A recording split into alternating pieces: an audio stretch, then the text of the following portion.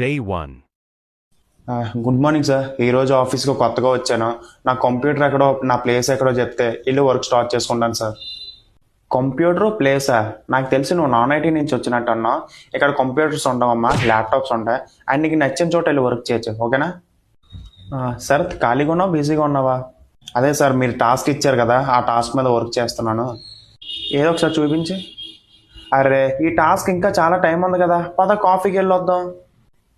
ఏంటి సార్, చాలా టైం ఉందా?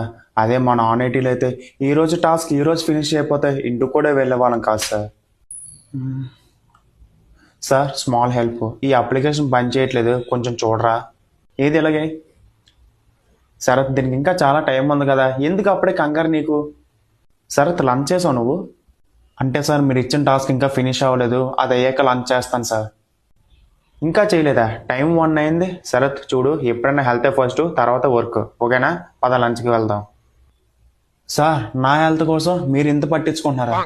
సార్, నాకు డౌట్, ఐటీ కంపెనీలో పనిచేసే వాళ్ళందరూ మంచోళ్ళా, లేదా మంచోళ్ళందరూ ఐటీ కంపెనీలోనే పనిచేస్తారా? Day 2. Good morning sir.